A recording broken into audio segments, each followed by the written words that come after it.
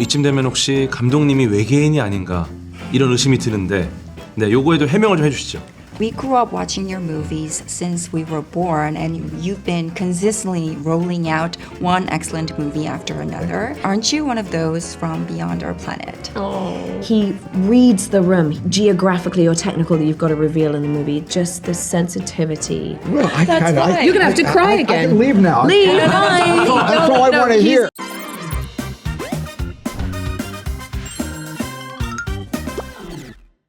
네, 여러분 많이 기다리셨죠? 오늘은 거장 감독 스티븐 스필버그에 대해서 집중적으로 한번 탐구해 보겠습니다. 또 올해 최고의 기대작 중 하나인 디스클로저 데이가 업로드일 기준으로 이틀 전에 개봉을 했거든요.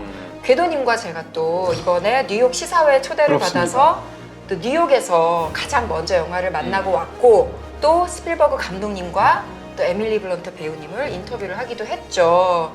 라폴리클리에서도 스티븐 스필버그라는 이름은 수도 없이 언급이 됐었죠. 저희가 오늘 집중적으로 디깅을 해보도록 하겠습니다. 성함 자체가 브랜드이신 분이죠. 저도 놀란 게 디스클로저 데이, 스티븐 스필버그 끝. 그러니까 더 이상 할 말이 없어요. 없죠. 누가 나온다 뭐 네, 필요 어떻다 없죠. 필요 없고 스티븐 스필버그 끝이에요.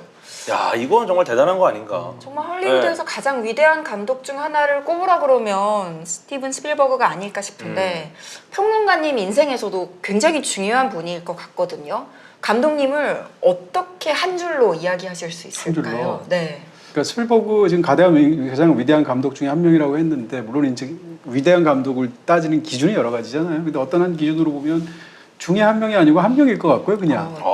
The greatest. 네, 어떻게 보면은요, 어떤 점에서. 그다음 제가 그냥 뭐 간단히 한 줄로 말을 한다면 스필버그가 할리우드다 이렇게 말할 수 있어요. 동의어다. 네, 거의 그렇게 얘기할 수 있어요. 왜냐하면 이 예술적으로도 그렇고 흥행적으로도 그렇고 어떻게 보면 산업적으로도 지금과 같은 형태를 만드는데 결정적인 공헌을 한 사람이 스티븐 스필버그거든요. 스필버그가 조스라는 영화를 1975년도에 만들었을 때 그때 이후로 사실상 그것을 명명해서 블록버스터란 말이 생기게 됐단 말이에요. 스타워즈보다도 2년 전이에요. 그러니까 영화를 공개하는 방식, 홍보하는 방식, 그걸 만들어서 관객들에게 다가가는 방식, 뭐 배급 방식 이런 것까지 사실은 스필버그가 모두 다 의도한 건 아니지만 다 바꾸게 됐고 지난 50년 사이에 사실은 이 스필버그의 어떤 그런 훌륭한 영화도 그렇게 적다 보면 아니 이게 한 사람이 만들게 맞아? 이 많은 훌륭한 재밌는 거대한 영화들을 다 네. 만들었단 말이야? 어쩌면 스필버그가 여러 명이고 우리는 그 중에 한 명만 만나고 왔을 수도 있어요. 그럴 수 있어. 스티븐 뭔가 복수인데 한 사람이 대표로. 그러니까요. 너무나 왕성하게. 따져보니까 60년이 넘게 영화를 제작을 하셨더라고요. 그래서 우리가 오늘 그 필모를 다 다룰 수가 없어요. 필모만 이만큼이거든요. 그렇죠, 그렇죠. 지금 나가고 있을 거예요. 이만큼이어서 너무 방대하니까 오늘은 디스클로저 데이, 신작과 좀 관련이 있는 것들, 디스클로저 데이를 보기 전에 확인하면 좋은 작품들 위주로 이야기를 해보도록 하겠습니다. 말씀하신 대로 1975년에 조스가 나오면서 블록버스터 시대가 개막을 했어요. 네. 조스 이야기를 먼저 해볼까요? 네. 그냥 저는 이제 외적인 어떤 영화사의 의미 같은 얘기를 먼저 드린다면 그러니까 이제 당대 흥행 순위라는 게 있잖아요. 네. 그러니까 예를 들어서 1939년도에 나온 바람과 함께 사라지다라는 영화가 있잖아요. 너무 유명한. 근데 이 영화의 흥행 기록이 30년 넘게 안 깨졌어요. 근데 한 1, 2년 사이 후에 그 기록을 깬 영화가 바로 그 유명한 대부예요. 근데 대부가 나온 지 한 4, 5년 뒤에 그 기록을 이번에는 한 4, 5년 만에 깼어요. 그 영화가 바로 조스. 그리고 그 기록을 깬 게 2년 뒤에 나오는 스타워즈. 그러니까 대부에서부터 스타워즈까지는 할리우드가 어마어마한 격변을 겪었는데 보통 대부를 어떻게 말하냐면 고전 할리우드기의 마지막 대흥행작이자 걸작 이렇게 얘기를 해요. 고전 할리우드. 네네. 그런데 조스와 이 스타워즈의 경우에는 블록버스터의 시대를 열어젖힌 작품이고 이게 반드시 좋은 것만은 아닐 수도 있어요. 안 좋은 부분들에 대해서 얘기하는 사람들도 있지만 어쨌건 영화의 역사는 다시는 그 이후로는 이전으로 돌아갈 수 없는 새로운 시대가 열리게 됐거든요.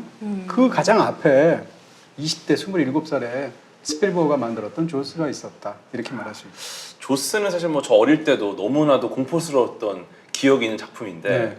재미있는 건 이제 조스가 이렇게 막 정말 사람을 막 뜯어먹고 막 난리 나고 이런 게 아니라 등장하기 전에 무섭잖아요.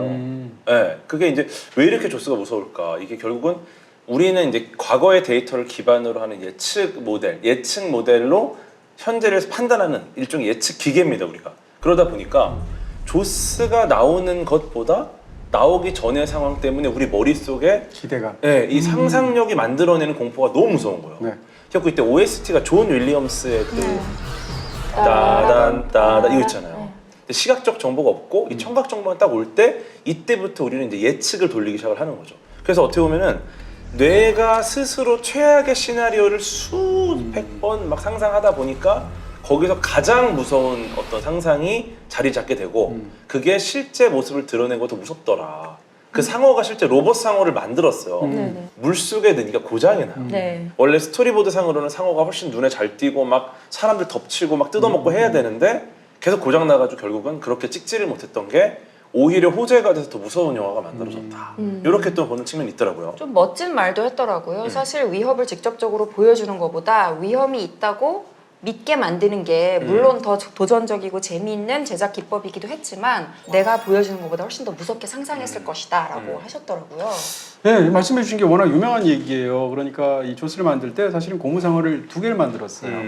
이게 또 한번 생각하실 것은 왜 그렇게까지 했나 싶으면 영화 역사에서 컴퓨터 그래픽을 제대로 만든 영화의 최초 영화를 보통 80년대에 나온 트론이라는 영화라고 얘기하거든요. 그러니까 조스가 나온 건 그 영화보다 한 6년 전, 7년 전이야. 그러니까 컴퓨터 그래픽이라는 것을 사용할 수가 없는 시대였었고 그러니까 실물 사이즈로 직접 만들어야 되는 거예요. 당대의 최고 기술을 넣어서 기계상어, 고무상어를 만들었지만 물에 들어가면 오작동하잖아요. 그렇죠. 근데 이게 얼마나 큰 문제인가 하면 영화에서 사실은 가장 돈이 많이 드는 게 이게 촬영 일수하고 관련이 있거든요. 그렇죠. 촬영 일수가 계속 늘어나고 제작비가 계속 늘어나니까 이 27살짜리 감독이 너무너무 막 자살 충동까지 느끼면서 괴로워한 거예요. 거기다가 스태프들이 스필버그를 너무 애송이 취급을 했어요. 아직도 여드름이 나 있어서 바로, 네. 17살짜리밖에 안 보였대요. 그때 또 여드름이 심해가지고 아. 스태프들이 굉장히 무시한 데다가 그때까지는 경력도 그렇게 많지는 않았단 말이에요. 그런 상황에서 어쨌건 바다에서 영화를 찍을 때 사실은 물 위에서 영화를 찍으면 가장 힘들거든요. 근데 거기서 이 사람이 고집하면서 계속 찍으니까 선상반란이 일어날 지경까지 가게 됐고 특정한 날은 저 감독 패버리자라고 사람들끼리 협의를 했대요. 그래서 맨날 일찍 집에 갔다고 네. 하던데. 스필버그가 액션 부르고 나서 영화 촬영하는 동안 보트 타고 집에 먼저 간 적도 있대요. 맞을까봐. 이럴 정도로 사실은 악정부터해서 찍었는데 영화가 엄청났고 한 가지만 더 영화적으로 말씀을 한다면 그럼 상어가 고장이 났는데 어떻게 상어를 찍을 것인가 라는 것이 엄청난 숙제잖아요. 상어 영화인데 상어가 나와야 되는데 상어가 고장이 났어. 희대의 아이디어를 생각한 거죠. 원래 있는 기법이지만 그게 뭐냐면 시점 쇼트예요. 카메라가 상어다라고 동치시킨 거예요. 그러면 카메라가 상어면 카메라 못 찍잖아요. 카메라가 상어라고 한다면 카메라로 예를 들면 밑에서 물장구 치는 어린아이한테 카메라가 쓱 다가가면 관객들 입장에서는 카메라를 안 보고도 카메라의 위치가 상어의 위치이기 때문에 지금 아이가 위험에 처했다라고 생각하게 되잖아요. 그래서 어떻게 보면 블록버스터에서 기가 막힌 방식으로 창의적으로 활용을 했고 결과적으로 따지면 뒤에서 나오는 그런 어떤 이 상어의 대활약을 빼면 사실 상어 몇 번 안 나오고 그렇죠. 그럼에도 불구하고 2시간 내내 상어에 시달렸다. 상어의 공포에 나는 완전히 사로잡혀서 상어를 봤다라고 사람들이 착각해요. 이럴 정도의 천재적인 어떤 아이디어와 상황 돌파력을 보여줬던 그래서 준비했습니다. 요거를 정말 안전하게 가져가려고 네. 캐리어를 하나를 더 갖고 왔어요. 네. 정말 완충 장치를 잘 갖고 왔는데 이거 사온 거예요? 한번 열어보시죠. 역시 여기를 봐주세요. 이름도 들어가 있어. 이야. 제가 오빗이라고 소개를 했는데 사인을 받으면서 동진으로 해달라고 했더니 감독님이 누구냐 뭐 이런 물어보셔가지고 네. 제가 내 친구다. 빨리 줘봐 일단. 네, 얘기. 이름 있는 거 없으시죠? 없어. 우와. 네. 아니 이게 진짜 엄청 왜냐하면 내가 오늘 솔직히 얘기하면 제가 조스를 좋아하기도 하고 조스 디오라마가 있어요. 네, 있는데 네. 심지어 사인볼인데 이름이 없지 않습니까? 그 사인이 다른 누구 사람 사인인가 사인이잖아요. 하면 여기 위에 있었던 그 아, 여성 맞아요. 엑스트라의 네. 사인이에요. 최초로 조스에 희생된 극중 배우. 어. 나는 그걸 또 귀하다고 놓았는데 오리지널 아니에요. 그렇죠. 그리고 심지어 저는 이걸 받기 위해서 제 사인을 안 받았어요. 왜 그랬어? 왜냐면 형님 봤는데. 드리려고. 그 이름을 적어주는 걸 알고 너무 신이 나갖고 저도 네. 감사합니다. 아무튼 저렇게 또 귀하게 세상에 하나밖에 없습니다. 내가 잘할게. 내가 잘할게. 스티븐 스필버그 특집 댓글 추첨을 통해 디스클로저 데이와 함께한 라플 위클리 첫 GD의 공식 굿즈를 선물로 드립니다. 저희 3MC의 사인도 들어있으니까요. 많은 관심 부탁드려요. 사실은 원작 소설에는 거기 러브라인도 있어요. 삼각관계에 맞아요. 대한 묘사도 네. 있고. 근데 영화를 보면 이런 인간관계 다 뺐고요. 오로지 상어 잡는 얘기로만 전체를 채웠는데 이것은 대단한 어떤 그 영상에 대한 테크닉이나 그런 확고한 비전이 없으면 불가능하잖아요. 거기다가 이 어떻게 보면 한 감독의 필모그래피를 좋아하면서 쫙 따라가다 보면 사실상 이전 영화의 핵심적인 아이디어를 다른 영화에 또 따로 이렇게 해서 또 다른 식으로 만든다는 생각이 들 때가 자기 있는데 복제 같은 게 많은 경우가 있죠. 네, 스필버그가 훨씬 더 어린 시절에 만들었던 최초의 TV 영화가 듀얼이라는 굉장히 유명한 대결이라고 말을 하는 작품인데 그 영화를 보면 그냥 차를 타고 가다가 정체불명의 트럭한테 처음부터 끝까지 쫓기는 거고 트럭을 누가 운전하는지도 안 나오고 왜 나한테 그러는지도 모르는데 서스펜스가 엄청나거든요. 그게 이제 TV로 찍었다가 나중에 조금 더 몇 장면 넣어서 극장 개봉을 한 영화가 됐는데 사실상 트럭을 조스로 바꾼 거예요.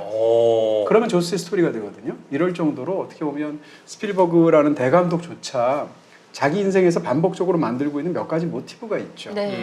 사실은 디스클로저 데이도 마찬가지인데 이런 쪽으로 이해를 하면 훨씬 더 흥미로운 부분이 있습니다. 이런 거에 대해서도 사실 나는 자기 복제를 피하려고 계속 다른 스타일을 추구하려고 한다. 하지만 내 스타일, 그럼요. 내 색깔이 묻어나오는 건 어쩔 수 없다라고 하면서 그거는 내 꽃가루와 같다라고 표현을 하신 인터뷰를 읽었거든요. 그 복제된 너무 좋은 거, 표현이잖아요. 네, 복제된 것마다 걸작이 나오니까 사실은 그 근간이 굉장히 또 잘 서 있는 분이신 거죠. 바로 뒤에 그 조스 이후에 이제 몇 년 안 돼서 77년도에 나왔으니까 2년, 3년 뒤에네요. 이게 이제 미지와의 조우라는 작품인데 미지와의 조우를 제가 이번 사실은 디스클로저 데이를 보고 나서 딱 떠올렸던 게 이건 미지와의 조우의 핵심 아이디어잖아 라고 생각을 했어요. 근데 미지와의 조우의 핵심 아이디어를 이 사람이 또 17살 때 만들었어요. 그게 바로 스필버그가 최초로 만들었던 파이어라이트라는 영화인데 파이어라이트는 사실 이제 지금은 우리가 볼 수 없거든요. 근데 내용을 이제 보면은 UFO를 그러니까 UAP를 그 정체를 탐구하는 과학자들 이야기예요. 그렇다면 그것은 미지와의 조우 때 사실상 파이어라이트를 다시 만들었다고 볼 수 있고 이야기는 안 똑같지만 그 다음에 그로부터 시작해서 이 미지와의 조우로부터 한 40년, 50년 세월이 지나서 50년 뒤에 만든 게 어떻게 보면 디스클로저 데이예요. 그렇게 얘기한다면 이 세 편의 영화는 말하자면 3부작으로 봐도 되는 거고요. 이런 식의 연관성이 있다는 말을 먼저 드릴 수 있고 거기 이제 미국에서는 인디애나주를 중심으로 해서 얘기가 되는데 거기에 있는 두 주인공이 남녀 주인공이 각각 UFO를 보거나 아니면 외계인을 만나면서 어떻게 보면 삶이 완전히 휘둘리고 세계는 막 그 거의 공멸의 분위기로 가고 이런 상황 속에 있는 거예요. 근데 외계인이 극중에서 지구에 온 거는 지구를 침공하려고 하는 게 아니고 어떻게 본다면 굉장히 희망 어린 소통을 하기 위해서 오는 거거든요. 그런 측면에서 우리가 모르는 것에 대해서 굉장히 공포를 느끼게 되는데 공포를 느낄 필요가 없어. 왜냐면 이게 좋은 일이거든. 근데 이게 핵심적인 아이디어가 디스클로저 데이에 나와요.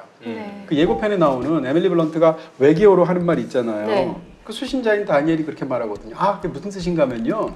모르는 것을 두려워하지 말라라고 말했어요. 라고 말을 하거든요. 그러니까 얼핏 보면 이 두 영화의 공통점이 스릴러로 서스펜스 넘치고 미스터리가 엄청나게 지배하는 것 같은데 사실 다 보고 나면 두려워할 필요가 없어요. 왜냐하면 사실은 인류한테 좋은 일이 벌어지고 있는데 우리는 모르기 때문에 미지에 대해서 두려움을 느낀다는 거거든요. 미지와의 조우의 원래 제목이 Close Encounter of the Third Kind예요. 그 얘기인즉슨 Close Encounter라는 것은 이제 근접, 가까운 거리에서 만난다는 얘기일 텐데 Third Kind라는 얘기는 First Kind도 있고 Second Kind도 있다는 얘기거든요. 외계인을 만날 때 세 단계가 있다는 거예요. 첫 번째는 UFO를 목격할 때, 두 번째는 외계인을 목격할 때, 세 번째는 직접 만나서 소통할 때. 그 세 단계, 가장 깊숙한 단계를 이 영화가 다루고 있다는 걸 제목에서부터 이렇게 굉장히 야심차게 드러낸 그런 작품이죠. 특히 이제 이 작품이 제가 너무 좋아하는 건 모든 감독이 그런 건 아닙니다만 적지 않은 감독들이 자기 평생 사로잡는 단 하나의 이미지 같은 걸 갖고 있는 감독이 많아요. 자기 인생에서 가장 옛날 기억이 뭐가 나 이런 질문 많이 하잖아요. 스필버그는 이거라는 건데 자기가 문간에 서 있는데 바깥이 빛으로 환한 거예요. 딱 그 장면이네요. 네, 거기에 딱 서 있으면 이 빛이 너무 환하니까 두렵기도 하고 한편으로는 너무 호기심 때문에 설레기도 하고 그런 아이의 모습 이게 항상 떠오른다는 거거든요. 자기가 그랬다는 건데 이게 미지와의 조우의 가장 유명한 압도적인 장면이고요. 요걸 뒤집어서 그대로 찍은 게 디스클로저 데이예요. 맞아요. 그대로 나오더라고요. 디스클로저 데이에서도 마지막에 자기 어린 시절에 어떤 그 장소로 들어가기 위해서 문이 환하게 빛나잖아요. 아이들이 들어갈 때. 이게 이걸 또 변주한 거거든요. 이런 면에서 보면 이 디스클로저 데이나 그 다음에 지금 말씀드린 이 미지와의 조우가 영화인 이 수십 년의 세월을 거친 이 스티븐 스필버그의 영화적인 원체험이 담겨 있는 작품이다 이렇게 얘기할 수 있죠. 스티븐 스필버그 형님의 또 이 외계 생명체에 대한 엄청난 매혹을 보여주는 작품. 게다가 뭐 불멸의 팝 아이콘이 된 작품이죠. E.T. 이야기 해볼까요? 그동안 자기가 외계 문명과 우리 인류 문명의 친선 대사 역할을 해왔다고 말씀을 하시더라고요. 그게 딱 E.T.인 것 같아요. 네. 너무 귀엽게 생겼죠 일단 얼굴이. 네, 그 콘라드 로렌츠가 아기 스키마라고 이제 우리 인간의 아기의 외형을 닮은 것에 우리는 굉장히 또 친근함과 보호 본능을 느끼는데 E.T.가 그 특징을 그대로 갖고 있어서 굉장히 큰 머리 그리고 이제 배불뚝이. 약간 좀 뒤뚱뒤뚱하면서 걷는 그 모습이나 이런 것들이 다 아기 스키마에 해당을 하는 건데 네. 근데 이제 얼굴을 디자인할 때 우리 버그 형님께서 네. 재밌는 건 이제 아인슈타인의 얼굴 맞아. 그 어니스트 해밍웨이, 네. 시인 칼 샌드버그까지 네. 조합을 해서 만들었다고 합니다. 그러니까 어떻게 보면은 그 무해함, 아기의 무해함과 굉장한 지적인 노인의 어떤 지식, 현자 같은 느낌. 예, 이것들을 동시에 전달하려는 고도의 심리적 장치라고 하더라고요 이게. 그래서 E.T.의 외형부터가 굉장히 좀 고민을 많이 했을 것이다. E.T.를 보시면 영화적으로도 정말 대단한 작품이라는 생각을 저도 이제 한 10수년 전에 다시 보면서 생각을 하게 됐는데 제가 아까 그 조스테 시점 쇼트 말했잖아요. 네. 또 다른 의미에서도 E.T.는 이런 거대한 블록버스터 작품 중에서 시점 쇼트를 가장 미학적으로 탁월하게 사용한 작품이라는 생각을 제가 했어요. 무슨 얘기인가 하면 영화의 특히 이제 후반부 같은 걸 보시게 되면 일단 영화에서는 아이 레벨이라는 게 있잖아요. 영화의 카메라 대충 저희를 찍는 높이가 네. 대충 우리의 눈높이에서 찍고 있지 않습니까? 일반적인 경우는 어른들의 아이 레벨에 맞춰서 찍으면 아이는 이렇게 위에서 살짝 내려다보는 방식으로 찍게 되죠. 그렇게 하지 않고 카메라를 아예 낮춰요. 그래서 아이의 아이 레벨에서 찍거든요. 그럼 어떤 일이 벌어지냐면 어른들이 프레임 바깥으로 잘려나가요. 후반부를 보시면 거기 등장하는 과학자들이 다 프레임에서 여기가 잘리고 여기가 잘리고 이런 식이에요. 왜냐하면 아이의 눈으로 보기 때문에. 아이의 아이 레벨이니까. 그렇죠. 이런 측면에서도 이게 얼마나 이 미학적으로도 그것을 철저히 관찰했다는 느낌이 있고 또 하나는 E.T. 후반부를 보면 E.T.를 이제 과학적으로 탐구하기 위해서 어떻게 보면 학대일 수도 있고 검사일 수도 있는 장면이 나오는데 그것과 거의 똑같은 장면이 역시 또 디스클로저 데이에 나와요. 어렸을 때 개구리 해부를 하면서 너무 슬프고 끔찍했던 경험이 있대요. 그래서 그런 장면들이 계속 반복해서 등장한다고 하더라고요. E.T. 같은 경우는 이제 굉장히 인상적인 부분은 E.T. 손가락 끝에서 빛이 나는 부분이잖아요. 네. 근데 이게 빛이 딱 들어오면은 이걸로 이제 뭔가를 치유하기도 하고 누군가의 생각을 읽으면서 공감하기도 하고 그러니까 어쩌면 이 생명체 간의 소통, 언어가 통하지 않는 생명체 간의 소통에서도 이 빛을 이용한 소통을 하고, 예, 그리고 실제로 이제 이 빛을 통해서 생명체 내에 어떤 구조를 복원하거나 이런 것도 생체 광유전학 기술로 현재 지금 연구를 하고 있는 분야입니다. 그러니까 E.T.가 손가락 끝에 빛을 딱 내는 게 그냥 조명이 아니라 이 생체 광유전학 기술의 모티브를 갖고 만든 게 아닌가라는 생각이 좀 들고 이제 굉장히 많은 현대 물리학에 대한 아이디어가 E.T.에는 들어가 있다라고 저는 보였습니다. 그 전까지는 외계 생명체가 친구처럼 가족처럼 그려졌지만 여기서는 이제 우리가 필사적으로 도망쳐야 되는 지구를 침략하는 존재로 그려졌죠. 우주 전쟁이라는 영화도 있었죠. 탐 크루즈가 나왔던. 근데 이때가 또 마침 9.11 테러가 있은 이후여서 어떤 그때의 시대상, 그때 우리의 두려움을 좀 반영한 것 같기도 하더라고요. 우주 전쟁만큼 무서운 그런 어떤 염세주의적인 세계관과 인간관을 가지고 다룬 작품이 없는 것 같아요. 저는 그 작품이 굉장히 무섭거든요. 그렇죠. 호러처럼 느껴지기도 하고. 그 영화에서 보면 주인공이 이제 탐 크루즈가 나오게 되는데 이 탐 크루즈가 이제 이혼한 상태지 않습니까? 그런 상태이고 두 아이를 자기가 이제 데리고 있는데 이 외계인들이 침공해서 쑥대밭이 돼서 죽을 수밖에 없는 그런 위기에 처했을 때 이 사람이 이제 항만 노동자인데 그 상황에서 경제적으로도 본인이 윤택하지 않은 환경에 처해 있고 그러면 두 아이를 어떻게 하겠어요? 자기가 케어를 해서 아이를 보호해야 된다고 해야 되는데 그렇게 하지 않고 이 위기가 생기니까 보스턴에 멀리 떨어져 있는 전처한테 두 아이를 데려다 주는 얘기란 말이에요. 그 얘기인즉슨 자기는 두 아이를 보호할 능력이 없고 전처는 보호할 능력이 있다는 뜻이잖아요. 그러니까 이 남자의 어떤 굉장히 무력한 상태를 보여주고 실제로 가다가 벌어지는 일을 보면 아이들을 보호하기 위해서 하는 일이 없어요. 예를 들어서 아이랑 같이 이렇게 좁은 곳에 숨어 있는데 외계인이 촉수를 집어넣어서 죽이려고 하는데 죽은 척 침묵을 지키는 거야. 입 막고. 그러니까 사실상 이 아버지는 영웅도 아니고 전체적인 상황에서 인류 구원 같은 데 관심도 없고 심지어는 그렇게 구하고 싶어하는 너무 사랑하는 자기의 아이가 결정적으로 땅콩 알레르기가 있다는 사실도 몰라요. 그런 부분에서 굉장히 어떤 그 비관적이고 염세적인 비전이 철두철미하게 들어가 있는 스필버그의 대표작 중에 하나로 꼭 넣고 싶은 뛰어난 작품이라고 생각합니다. 그럼 스필버그의 이제 우주 관련 영화들은 저희가 언급을 했으니까 이번 디스클로저 데이는 진실을 폭로할 것이냐 말 것이냐에 관한 영화니까 또 스필버그가 진실을 바라보는 태도를 볼 수 있는 영화 더 포스트도 이야기를 해볼까요? 네, 사실 이제 예고편을 딱 봤을 때 이 영화에 대해서 이제 스필버그 영화이고 너무 기대가 되는 영화니까 감이 왔어요. 아, 이건 미지와의 조의 연장선상이구나라고 생각을 했고 네. 그 미지와의 조는 떠올릴 수 있었죠. 그다음 파벨만스도 어느 정도 떠올릴 수 있었어요. 어떻게 보면 파벨만스와 이 디스클로저 데이는 할리우드의 모든 것이기도 하고 그 자체에 있던 이 위대한 감독이 최근 들어서 자꾸 옛날 생각하는 것 같아요. 제가 볼 때. 그래서 이전까지는 한 번도 다루지 않았던 자기의 자전적인 어린 시절을 직접적으로 다룬 거야. 그게 네. 이제 파벨만스고요. 네. 현실적으로.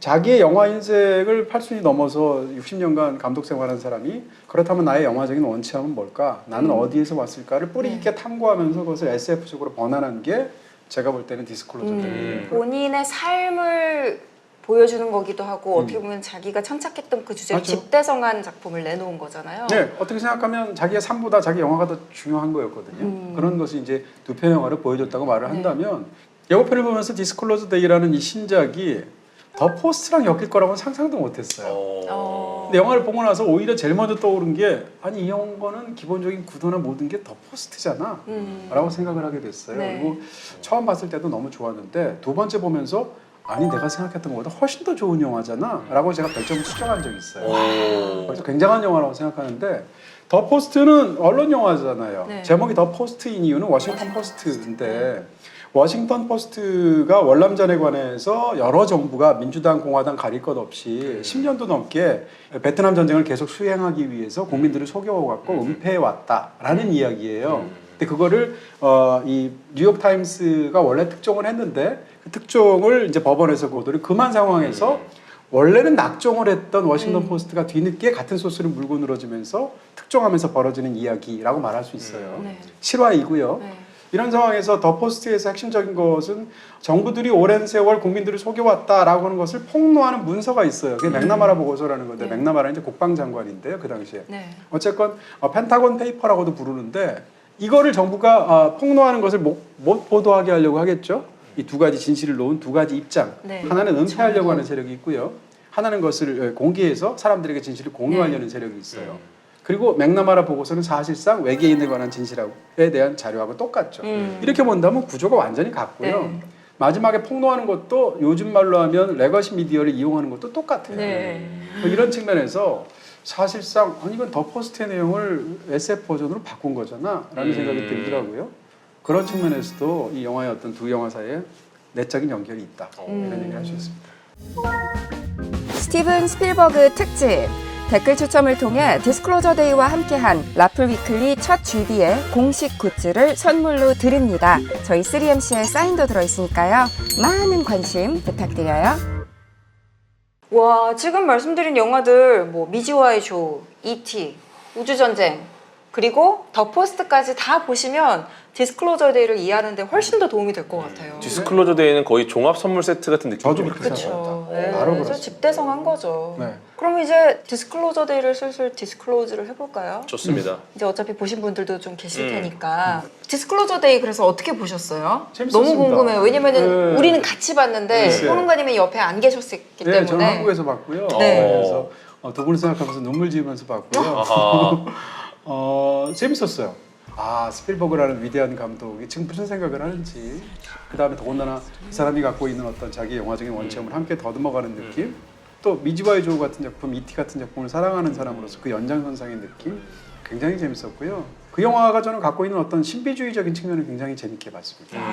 예를 들어서 이제 그 워덱스라는 그 집단이 네. 이 정보를 은폐하려고 하고 있지 않습니까? 정부 기관이. 네. 근데 거기서 무려 8년 전부터 시작해서 사람들이 준비하고 있다가 특정한 날이 거사일이 오니까 휴고를 비롯해서 전체 단체 결근한 거잖아요. 네. 결근한 사람 숫자가 12명이에요.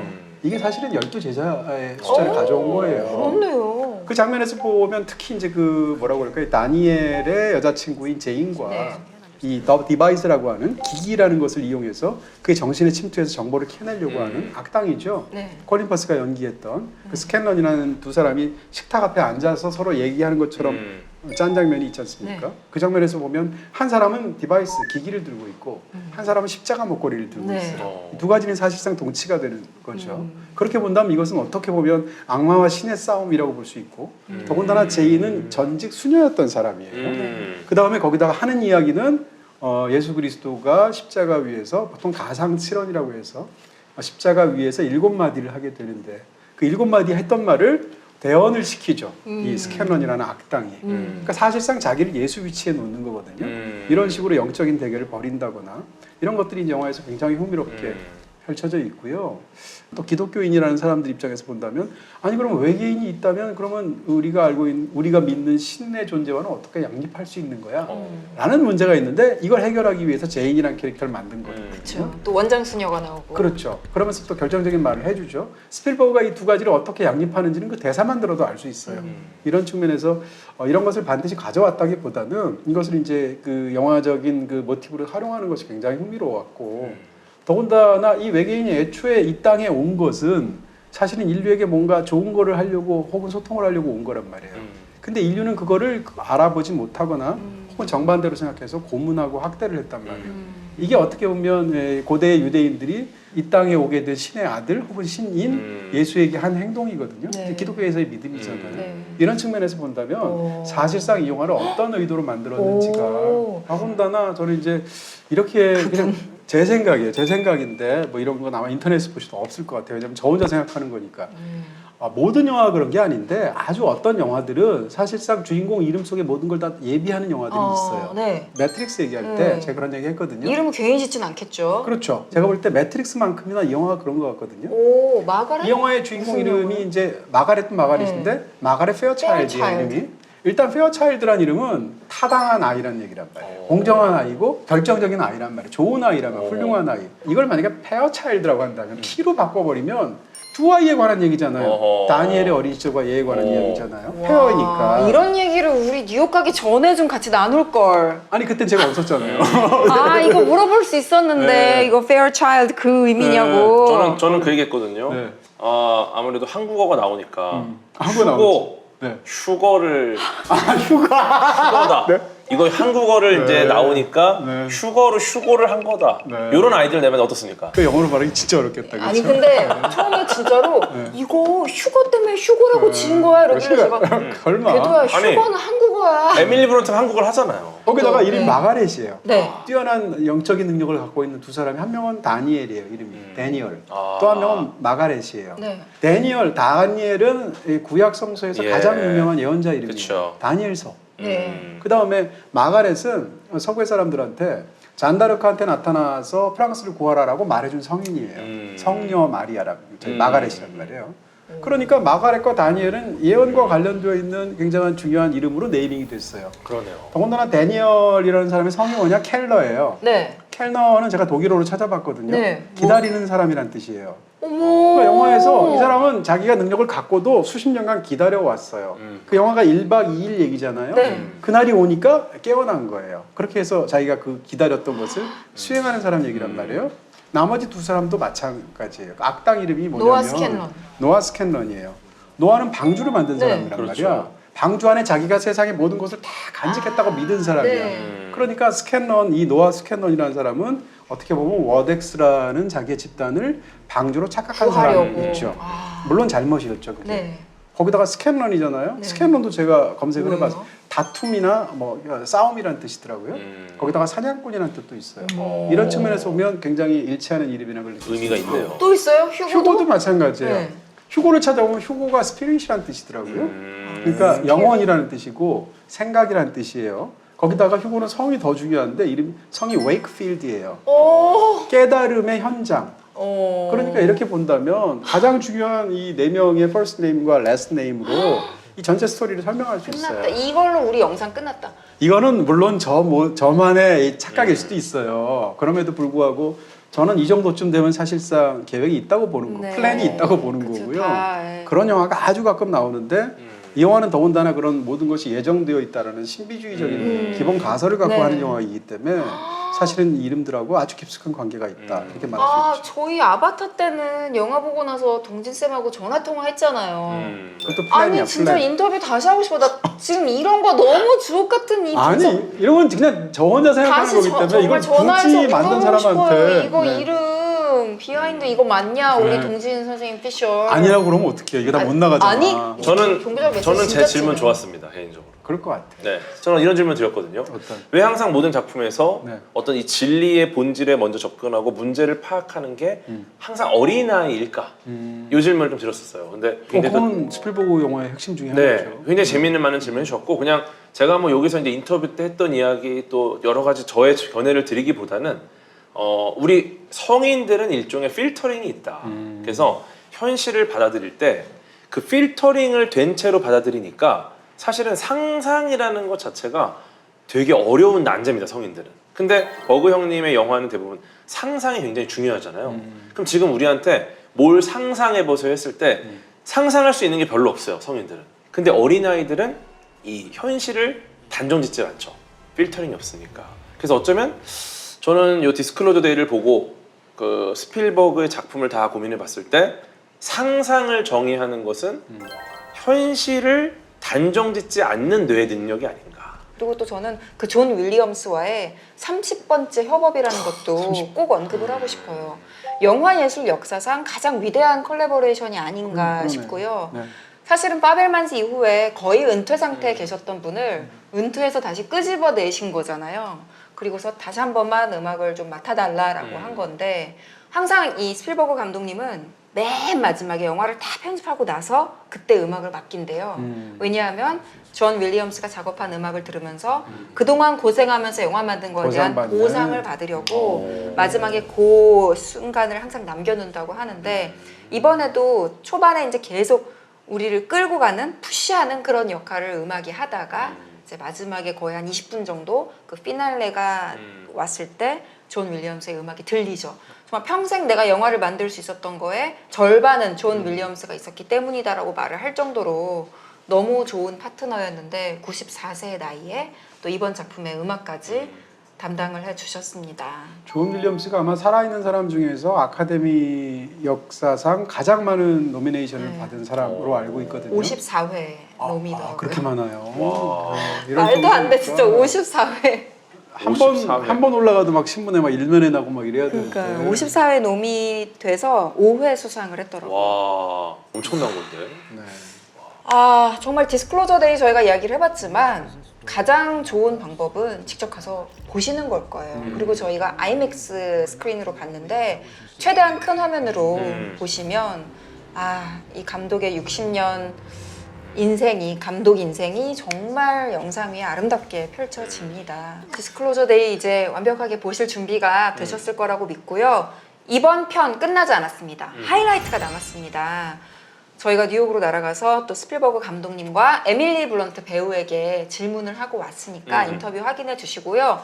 또 사실 쥬라기 공원부터 우주전쟁, 이번 디스클로저 데이까지 스필버그와 항상 각본 작업을 함께 했던 또 작가님이 계시죠. 데이비드 코앱이라는 작가님도 제가 따로 만나고 왔으니까요. 작가님과의 인터뷰는 하드앤유를 통해서 확인해 주시면 감사하겠습니다. 자, 그럼 직접 스필버그 감독님 아직도 만나고 온 게 실감이 안 나요. 자랑하셔도 됩니다. 너무너무 네. 좋은 할아버지 같은 아버지 같은 분이셨고 정말 차근차근 듣는 어떤 느낌 그리고 제가 이제 마치고 나서 인사를 드렸어요. 제가 어린 시절 당신을 만나는 게 내 꿈이었다. 근데 이제 진짜 손을 꽉 잡고 너무 좀 따뜻하게 뭔가 이게 포용해주는 느낌. 그래서 분위기 자체가 너무 좋았어요. 잊을 수 없는. 저는 스필버그를 딱 한 번 만났는데 그게 97년도인가 20세기 네네네. 그때 아미스타드라는 영화 때문에 가서 미국 가서 만났는데요. 지금 말씀하신 게 똑같아요. 그때도 그러셨거든요. 그런 거 보면 사람이 어떤 그런 분위기를 유지할 수 있다는 게 사실 또 아이 같다는 그런 시선과 마음이 또 예술가의 시선과 마음이기도 하잖아요. 네. 그래서 그런 게 아닌가. 자, 그럼 특별 인터뷰 지금부터 함께 해주시죠. Now we're breaking free. Watching you look green and we can't go back. Now we're breaking free. Looking forward, it's our green and we can't go back. 확실히 좋네요. 확실히 좋습니다. 천장이 엄청 높습니다. 거장을 인터뷰하기 좋은 곳이에요. 오, 나왔다. 여기다. Hospitality. Hospitality. 오, 여기야. 이거 동진 형님 선물로다가. 와우. 너무 잘 된 게 뭔지 알아? 나 조스 책 가져왔어. 아, 그래? 우리 둘 다 조스를 가져온 야, 거야. 맞춘 좋다, 좋다. 것처럼. 마치 짠 것처럼 이거 가져왔잖아. 야, 좋다. 뜯어야지. 엄청 무거워. 야, 여기 계신데.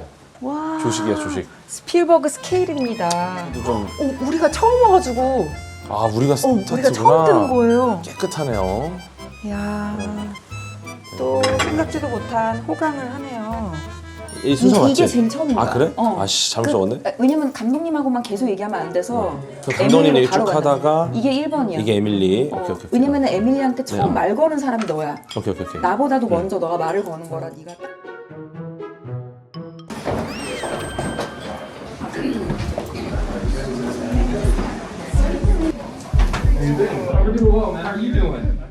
네, 안녕하세요. 네, 저희는 이동진 평론가님과 함께하는 라플리크라는 방송의 진행자 안현모 궤도입니다. 만나뵙게 돼서 영광입니다. Yeah, my name is Hyunmo An. You can just call me Mo. I'm an ex-journalist, current TV host, so I was able to empathize so much with you when you were in the newsroom, Emily. Thank you. And we're all the way from Seoul, Korea. Together with him, we host a content curating show on YouTube called Life Plus Weekly. Love it. His name is Orbit. He's a science communicator, and he majored in astronomy. Wow, that's fantastic. I love astronomy. I do know that. You're speaking, As is evident. you're speaking to the right person. Needless to say. Well, to begin this interview, I want to first travel into your mind by looking into your eyes and doing this. Is Okay, it working? not yet, but keep To working on it. infiltrate your mind. You don't want to be in there. He never sleeps. That's right. You don't want to be in my head right now. Oh, I love that. that bit. That's great. That bit is Love that. amazing. Yeah. Yep. Boom, like that. Now we're connected. Right. We're okay. You just dove on me.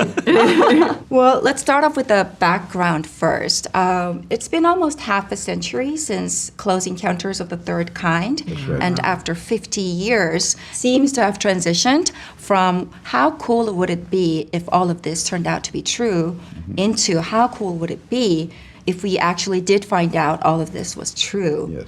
How is this transition in your perspective towards extraterrestrials and transparency really projected in the movie? Well, probably when I was younger, I thought that the whole idea of extraterrestrials was something that was a lot of fun to believe in.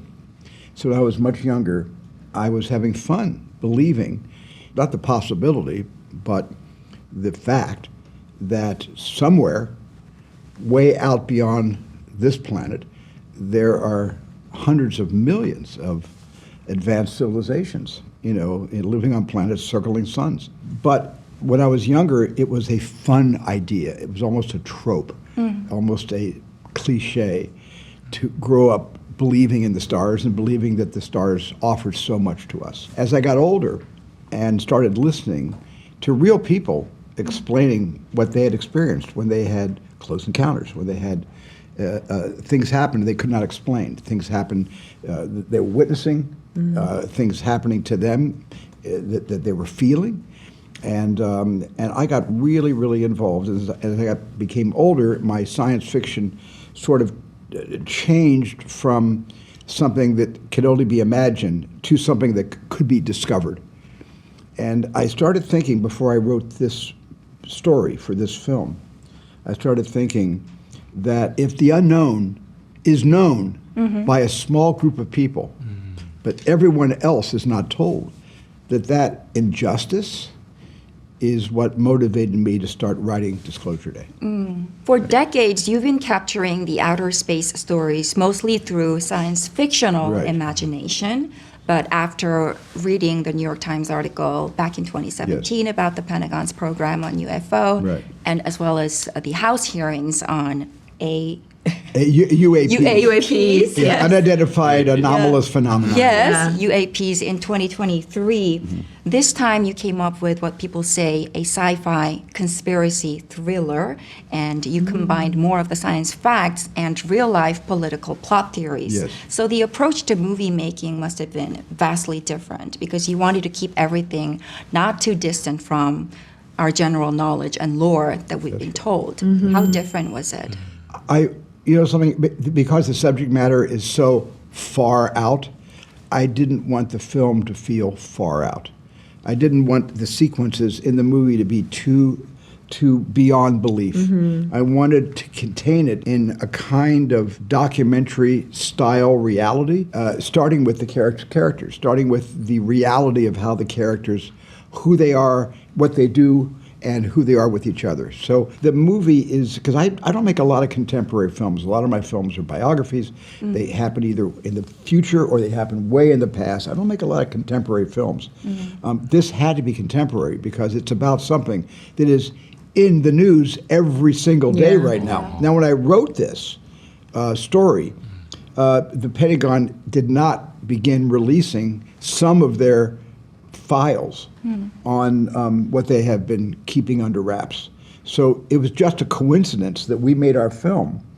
And as we're getting ready to come out with the film, the Pentagon is getting ready to come out with actual disclosures of material that has not yet been explained by our best astronomers or astrophysicists or even intelligence operatives in the CIA or in the Pentagon. It can't quite be explained yet. 저는 에밀리한테 질문을 드리겠습니다. 극 중에서 이제 한국어, 러시아어, 외계어까지 다양한 언어를 사용하시는데 가장 배우기 어려웠던 언어는 뭐였나요? Korean. You nailed it. Like when you were looking at me talking to me, I was like, yeah, I really didn't learn it fluently. I learned a section of Korean. But it was a long and complicated sentence. Yes. As long as you guys can understand it, that was my We biggest- understood it perfectly. Right. Without You having just to made look at her the so subtitles. happy. You just made her so happy. Really true. We came all the way from Seoul to here to tell you this. Thank you very much. You sounded so natural. Thank you so Great. much. I mean, this was something Stephen and I very much wanted for it to just sound very conversational and completely without effort, that she should be talking in Korean or in Russian as I'm speaking to you, as effortlessly as I'm speaking to you. So I think to build up the velocity of that, it just took me many weeks, and I worked with an amazing Korean teacher, amazing Russian teacher, and learned how to speak alien with Stephen. Yep. By the way, Many hours. He's a just so native you know, speaker. her non-human off-world language is not a special sound effect. Oh, yeah. It is something that Emily did herself. So we spent hours in the booth, and Stephen said, I think I really want it to sound almost mathematical, but not terrifying. Right. There's a warmth there. It will be overwhelming to people. It will be very odd, but I don't want it to be aggressive. Right. So we kind of worked on it for a while. I would send you voice memos of did. clicks. And then we'd go back and forth with voice memos, and then we went into the sound booth with amazing Gary, who's, I think, won. Gary Rydstrom. He's probably won more Oscars than anyone. He's won a lot of Oscars for sound. for sound. For sound. And we did a range of clicks and hums, consonants, low sounds, singing, all of it. And then you guys spent weeks layering it till you found we would what you layer wanted. it. Like Emily did one run, and then she'd do a different run, and then she'd do a third or fourth run, and we sometimes overlap the runs. Oh, wow. It was really The cool. point was you had to act out the sound without looking like it's you who's making That's right. the sound. That's You had right. to do it not in a deliberate way, but in a way that you cannot control. Well, it's sort of like it's coming from within, and it's just something spontaneously happening to her. And I think, as you can see with the movie, until Margaret has been able to harness what's happened to her, it's taken her over. It's like a possession. And her mind is not a mind of her own. It's out of her hands at this point. She's being led by something. Just quickly going back to the Korean language, did you have any specific materials you referred to practice your tone? Well, I had a wonderful teacher, and he actually recorded the lines for me. And then I asked him if a woman could record the lines for me as well, just to hear tonally what that might sound like. And I would have several lessons with him on Zoom. And then he would record the lines for me incredibly slowly, syllable by syllable, intonation by intonation, gradually speed it up, faster and faster and faster. And it's all I listened to. Every car ride, it was the Russian and the Korean. I will say my Korean teacher was much kinder to me than my Russian teacher. He was very gracious to me, but my Russian teacher was phenomenal, but she was tough on me. Like the first time I did it, she went, Yet. the first time I did it, she went, not That shows bad. Do you think the language will grow on you even after the movie? I mean, to learn a new language properly. Oh, I can be a good teacher. Hey, would you? Yeah. That Why would don't be you start really learning cool. I Korean? do You have love natural languages. I talent. mean, I really deeply love languages. My mother is an incredible linguist, speaks 3 languages. And I was going to, actually, before I went to be an actress, I was going to go to university and do Spanish. And I was going to be I wanted to be a translator in the UN. That was like my plan. I'm a linguistics major and you? a translator too. Are you really? That's why I asked. Brilliant. No, and I love languages, and so this was kind of a gift to get Start to learning. You Yeah, have I natural know. talent. Exactly. To you, Spielberg, Mr. Spielberg. Should I just address you, Stephen? Call me Stephen, please. Okay, over to you, I Stephen. feel so old when you use my last name. Okay, Stephen, you have disclosed the fact that you received a long 20-page letter from NASA opposing the production when you were filming Close Encounters. So any director...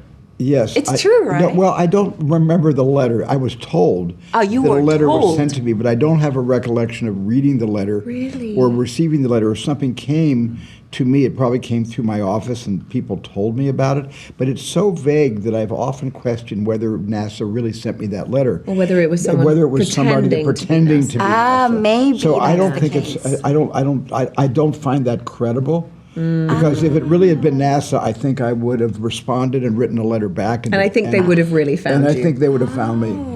And also, NASA invited me to the very first shuttle launch. So George Lucas and I were flown to Cape Canaveral, or Cape Kennedy at the time, to watch the very first shuttle take off. And then we were flown to Edwards Air Force Base and watched the shuttle land. So we were being hosted by NASA. and I think I have a very good relationship with NASA, and can't imagine they would ever write a letter, a cease and desist letter, about a movie project that was coming from my imagination. So it was totally I misled I then. don't find that story to be credible. Oh, okay. Thanks for the correction. Yeah. 감독님께 좀 중요한 질문 드리겠습니다. 저는 어릴 시절부터 감독님의 작품을 보면서 자랐고, 근데 여전히 정말 최고의 작품을 보여주고 계신데, 이쯤 되면 혹시 감독님이 외계인이 아닌가 이런 의심이 드는데, 네, 요거에 좀 해명을 좀 해주시죠. Well, here is a reasonable inference to make. We grew up watching your movies since we were born, and you've been consistently rolling out one excellent movie after another. So, considering your energy, creativity, and skills, it makes us wonder, aren't you one of those from beyond our planet? Oh, that's very sweet. That's very sweet, and I'm glad I'm not. I'm glad I'm from this planet. How can you prove you are not an alien? Because he's such a humanist. I can also give a drop of blood, and you'll see that I really have DNA. Blood test. My DNA is terrestrial. It's of this species. I'm You sure. also throw your back out sometimes. And my back goes out, and if I were not from this world, I'd have no back problems. My L4, pain. L5 would be fine. Oh, I was kind of afraid that this would be your disclosure day. Can you imagine No. you start speaking an alien? No, I could imagine. No, could I imagine it? No, thank goodness. Well, I want to talk about this full circle moment, which involves a train collision. Yes. Well, we all saw the scene in The Fabelmans where you experimented with a toy train. Right. And we all know that you wanted to include it in your first studio feature duo, but you couldn't. But you finally got to do it with Disclosure Day. So what was it like to achieve one of your dreams after 55 years? Was it cathartic? Well, no, I just have always thought trains were, I'm old enough to remember that I only traveled by train when I was a child. And we went places to Ohio, where I was born, from New Jersey, where we had moved. and to visit my grandparents, my parents visiting their parents, so we always took the train. And I remember train travel as being really exciting for a young kid. And then everybody else is on airplanes or buses, but the train sort of has become more of a shuttle service in big cities, but it's mainly freight today.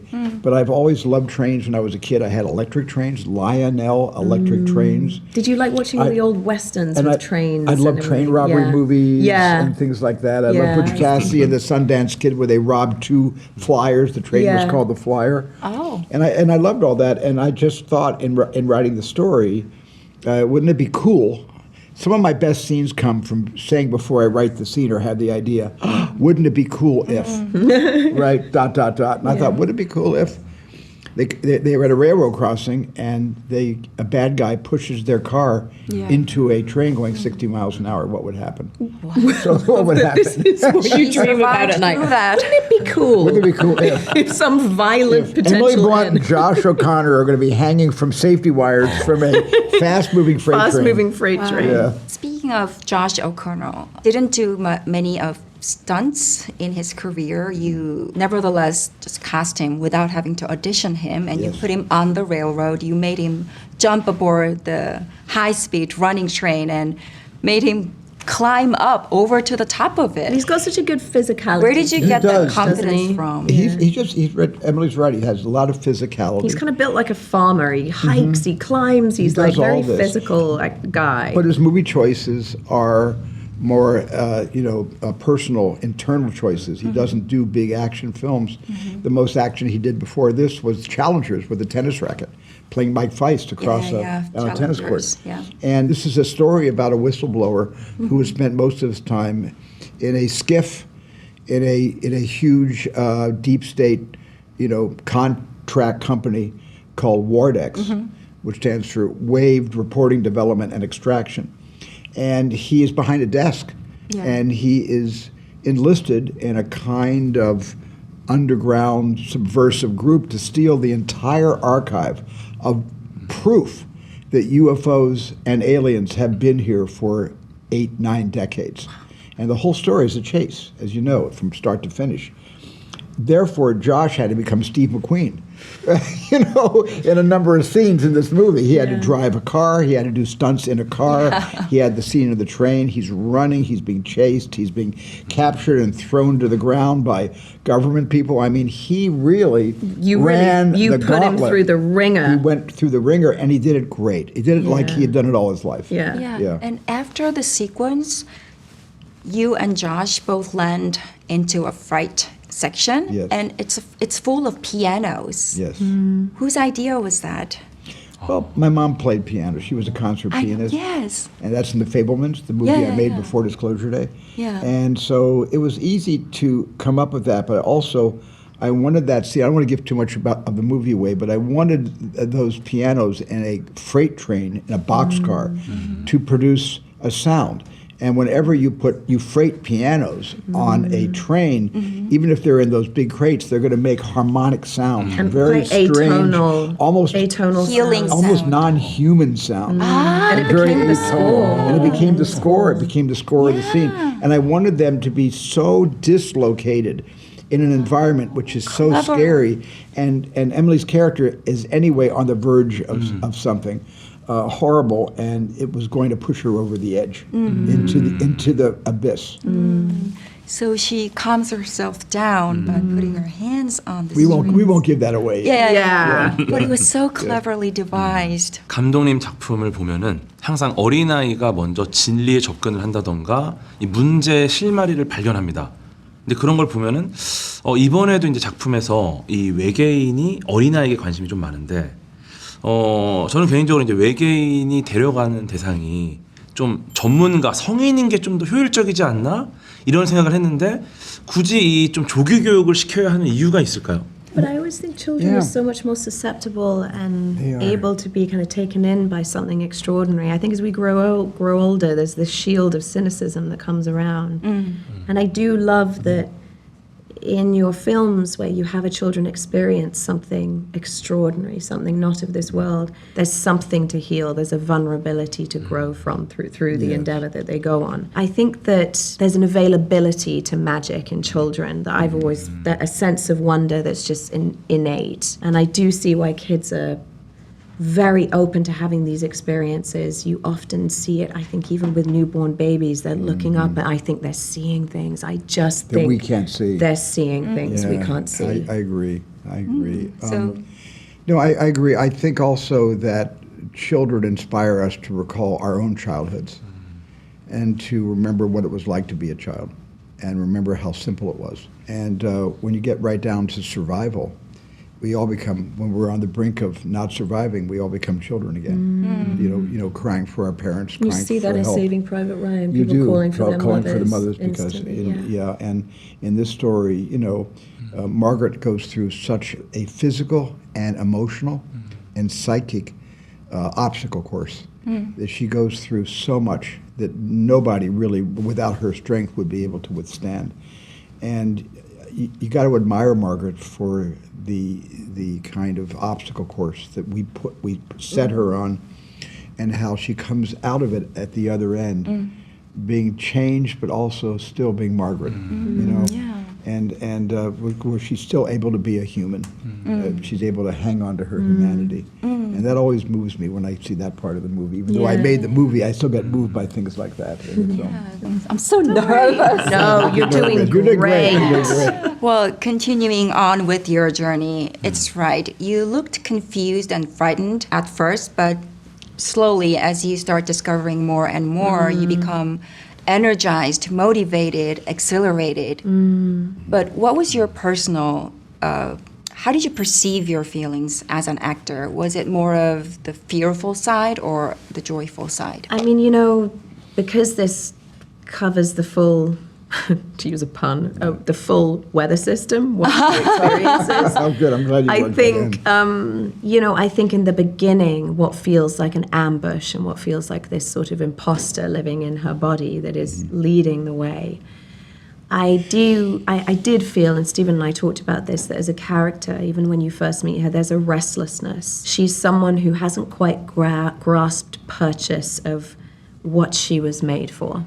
And she can't settle. There's a scattiness. There's this, it's very touching to me. I find her very amusing and very funny how she's so restless in that way. And I think she discovers in this movie exactly what she was made for. And I think, although in the beginning it's terrifying and it's out of her control, she is being led with great propulsion towards a destination. And that is exhilarating for someone like Margaret, who's been searching.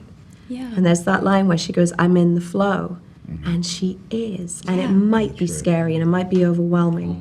And in so many ways, she doesn't think she's prepared for this. And she's in way over her head. But it turns out she finds out exactly what she was made What was for. great about the movie was it felt like we were with you on the ride together. Good, We were good. with you all the while. Well, it's overcoming the incoherent to obstacles. her, and therefore it's you're discovering at the same time as she is, and so you're fused with her. Yeah. And I love that when your Yeah. protagonist can kind of fuse with the audience's Yes. experience. Yes. Sometimes also with Jackson. Right. Yes, Jackson Jackson's- was so wonderful. But Jackson was Wyatt Wyatt. Russell. You know, sometimes we are Jackson Yeah. because Jackson doesn't know any more about what's happening than his girlfriend Margaret. Jackson They just both going, don't know. what? They're trying to figure it out.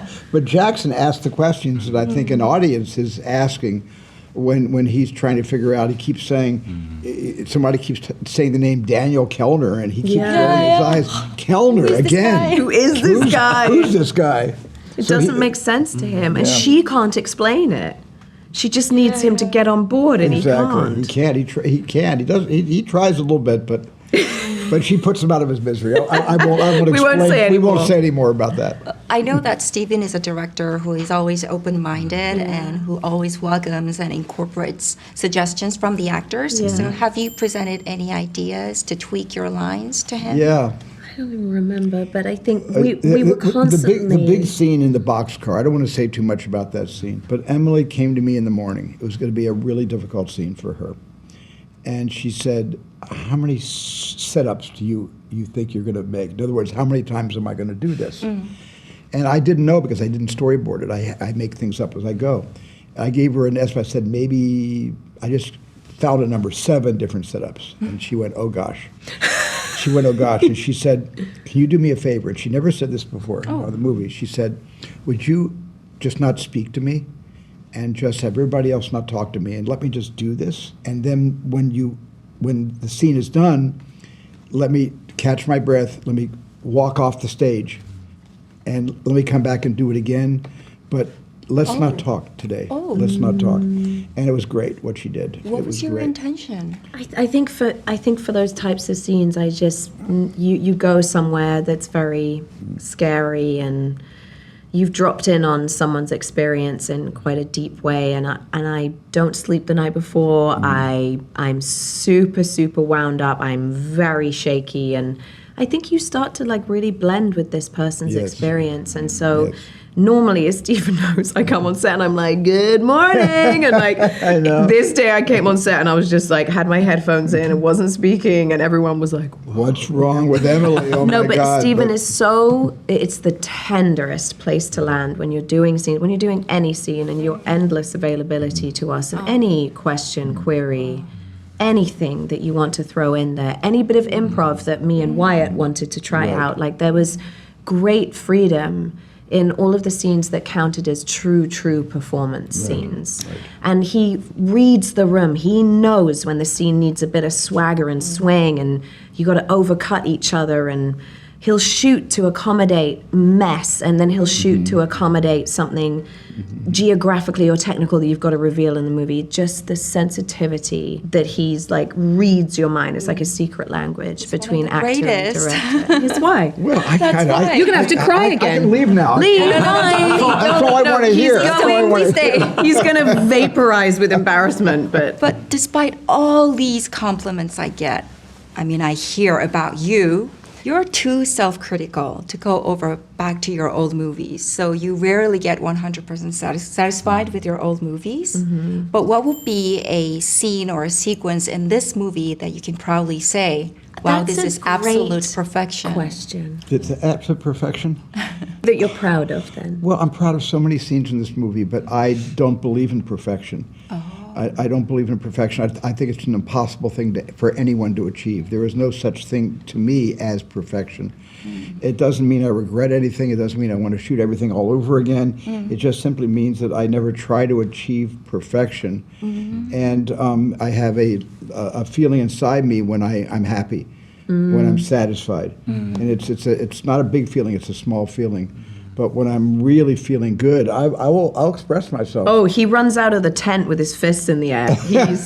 He's like, wow, from the tent, and you wait for those moments. It's the best. But I don't think that anything can be brought to any degree of perfection. And also, who's to say what's perfect?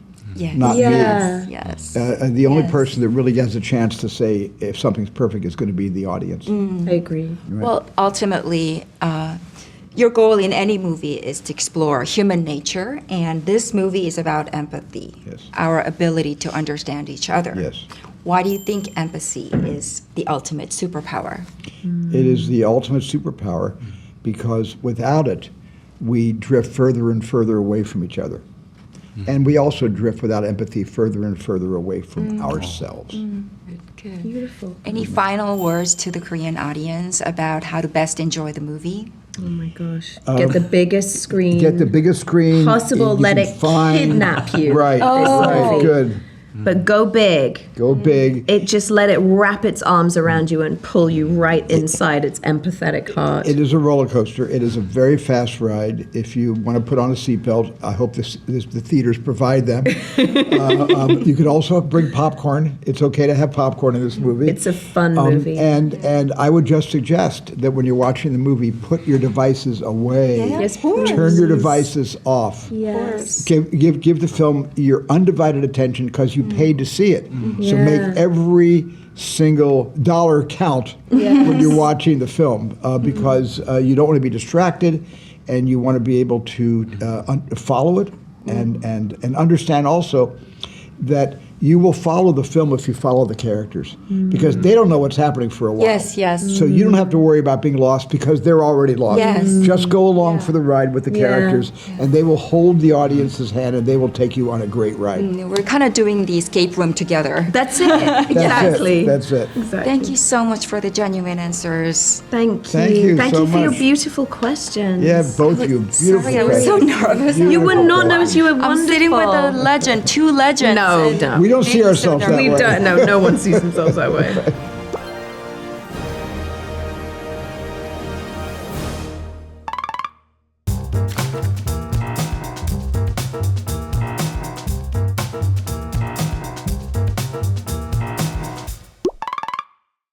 자, 이렇게 우리가 스필버그 감독님 편을 마무리하게 됐어요. 네, 재밌게 보셨나요, 여러분? 저희가 참 이렇게 뉴욕까지 와서 스티븐 스필버그 감독님도 만나고 에밀리 블런트 배우도 만나고 할 수 있었던 건 여러분께서 저희 라플 위클리를 계속 사랑해 주시고 또 네. 응원해 주신 덕분이라고 생각하고요. 여러분의 덕분입니다. 네. 하지만 우리도 잘했죠. 좋아요, 댓글 남겨주시고 네. 구독 눌러주시면 저희가 또 대신해서 만나고 싶은 배우님들, 감독님들 열심히 만나보겠습니다. 네. 또 여러분들은 얼마나 같이 흥분하셨는지 인터뷰 보신 소감도 같이 댓글로 남겨주시면 감사하겠습니다. 댓글 남겨주세요. 얼마나 좋아하는지. 저도 여러분과 같습니다. 다음 주에 뵙겠습니다. 감사합니다. 안녕. 이번에 또 뉴욕 브로드웨이를 다녀온 김에 뮤지컬의 세계에 대해서 파헤쳐보는 시간 가져보도록 하겠습니다. 4대 뮤지컬이라고 말하는 뮤지컬들이 있어요. 우리끼리 상식처럼 말을 하지만 누구 마음대로 그게 내게 4대 뮤지컬이냐를 따져볼 필요가 있어요. 사실은. 그렇죠. 해리포터도 봤고 아웃사이더스라는 작품, 기묘한 이야기도 봤고 해리포터의 아들이 내가 아빠만큼 그렇게 훌륭하지 못하다라는 그리고 좀 기에 눌려 있고 거의 대사 없는 썽뚜루라 그러죠. 기묘한 이야기. 수위가 높아가지고 저희 옆에 있던 관객들도 다 입틀막하고 이 배우들의 연기가 콧물이랑 침이 막 이렇게 매달려 있고 이래요. 두 번째로 있었거든요. 진짜 막 좀 튀는 느낌. 아니야 우리 그리고 네 번째 다섯 번째 줄이었잖아. 튈 정도는 아니었는데 계속 엄청 막 두 번째 아니었어? 막 튈 것 같아 이러더라고요. 너 왜 이렇게 혹시 뮤지컬 처음 보신 거 아니에요?